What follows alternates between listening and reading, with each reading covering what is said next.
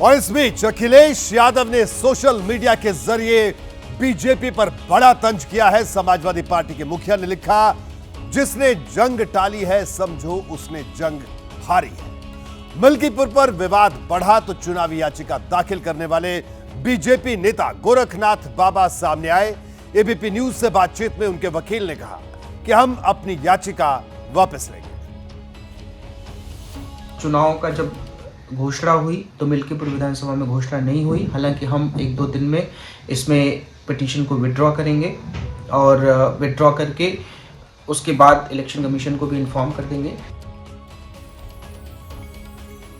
Electronic voting machine यानी EVM पिछले कई साल से हर चुनाव में मुद्दा बनती रही है। विपक्षी पार्टियां इस पर सवाल खड़े करती रही हैं और महाराष्ट्र और झारखंड में विधानसभा चुनाव की तारीखों के ऐलान के बाद हरियाणा के चुनाव नतीजों का हवाला देकर ईवीएम को कटघरे में खड़ा किया जा रहा है। लेकिन इस बार इंडिया गठबंधन के नेताओं की राय बंटी हुई है। कांग्रेस के एक नेता ने हार के लिए ईवीएम को जिम्मेदार ठहराया, दूसरे ने अति आत्मविश्वास को वजह बताया, तो उद्धव ठाकरे की शिवसेना कुछ और कह रही है।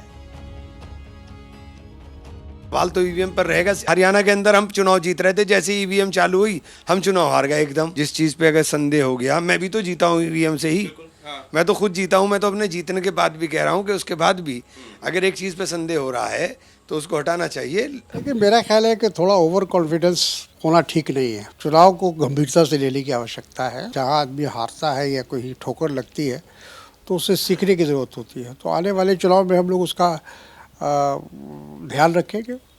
हरियाणा में जो हुआ है पूरी देश की जनता देख रही है। चाहे ईवीएम हो, चाहे पोस्टल बैलेट हो, पैसों का खेल चलेगा, पुलिस का और यंत्रणा का भी मिसयूज होगा। चुनाव आयोग अपने आप को अगर निष्पक्ष मानती है तो आपको ये करना पड़ेगा।